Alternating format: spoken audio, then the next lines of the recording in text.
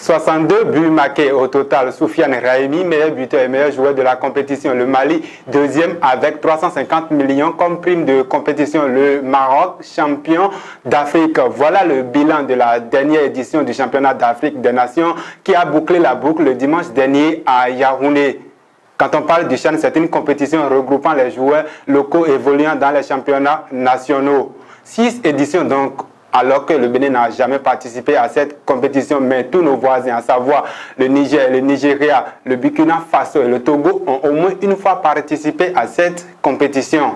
Quel est donc le niveau du football du championnat au Bénin? Le championnat organisé dans notre pays n'est-il pas un simulacre de championnat? Je me le demande, même s'il a déjà démarré depuis quelques jours. Et pour le compte de la troisième journée dans la zone A, le derby de Parakou a tourné en faveur du Real Sport de Parakou qui a battu Dynamo de Parakou par 3 buts à 2. Le match des sommités a tourné en faveur de Beke qui a battu Buff par 2 buts à 1.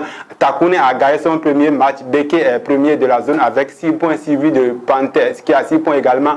Buff est troisième et US Cavalier est le dernier de la zone A.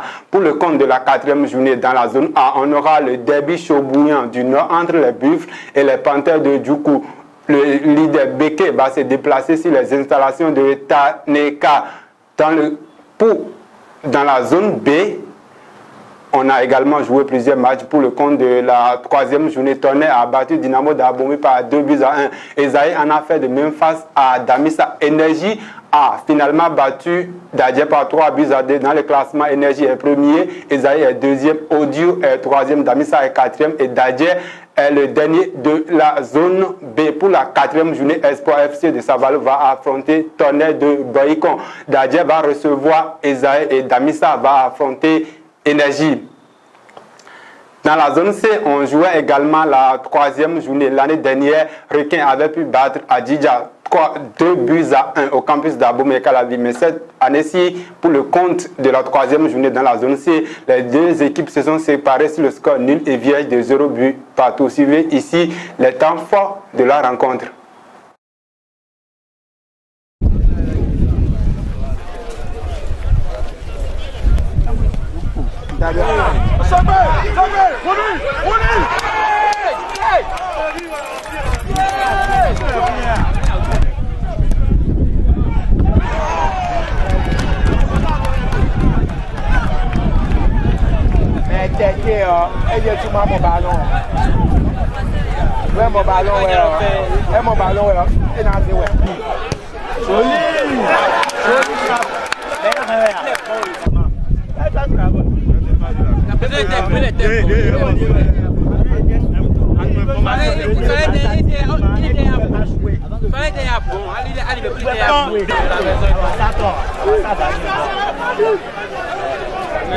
Je ne suis pas tellement satisfait parce qu'on a des anciens joueurs qui sont dans l'effectif, qui n'ont pas pu prendre leurs responsabilités, montrer qu'ils ont été internationaux.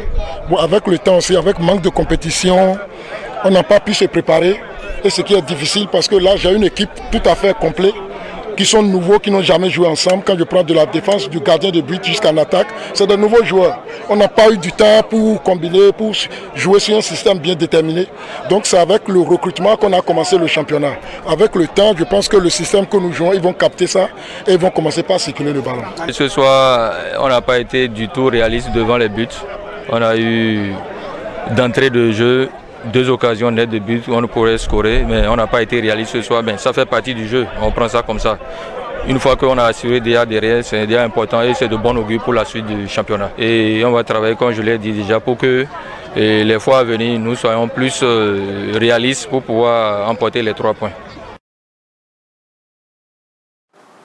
Pour le compte de la troisième journée dans la zone C, plusieurs autres matchs se jouaient également. UPI ONM s'est incliné 3 buts à 1 devant AS Cotonou. Éternel a battu Jacques 2 buts à 0 alors que Soleil et AS Police se sont séparés sur le score nul et vieille de 0 but partout.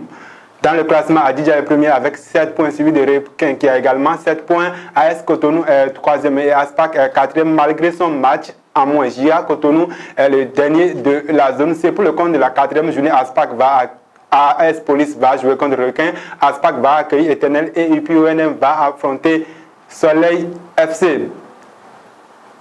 Dans la zone D, on jouait également la 4e journée et Dragon et Aïma ont dû se séparer sur le score sur le score de 1 but partout. JS Pobé a été battu par Assos 2 buts à 1. Dans le classement, USS Krake est premier avec 7 points suivi de Aïma.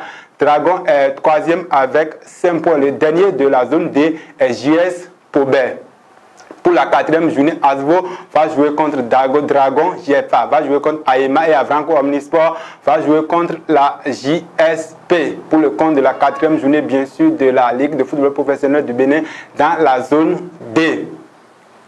Comme annoncé lors de la dernière émission, je vous propose maintenant la deuxième partie de l'interview que nous avait accordé Noël Amouzou avant son départ, bien sûr, pour la France. Pour bonnes les impressions, parce qu'il n'y a pas un championnat. Pour qu'il y ait une visibilité, pour qu'il y ait une évolution dans cette discipline, il faut qu'il y ait d'abord le championnat. C'est ce que je souhaite vivement pour le Bénin. Il faut qu'il y ait un championnat parce que celle avec qui j'ai joué les matchs, des tournois, c'est des guerriers. C'est des guerriers ici. Je pense que si on donne des opportunités à ces filles-là, elles feront de belles choses. Pourquoi ne pas titiller les équipes du Nigeria, du Ghana et ainsi de suite. La fille béninoise, les joueuses béninoises ont le courage. Il suffit seulement qu'on les encourage et ça va décoller cette discipline au Bénin. D'abord, je m'entends souvent avec les hommes. Ça, c'est mon secret. Je ne m'entends pas avec les filles. Je me défie aux hommes. C'est ce qui fait ma force.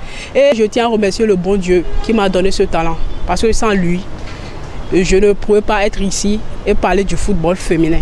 C'est lui qui m'a donné ce talent et je tiens à le remercier. Je tiens à remercier également toutes ces filles-là qui ont pris le football comme carrière. C'est pas facile, je vous dis les filles, c'est pas facile, mais du courage à vous.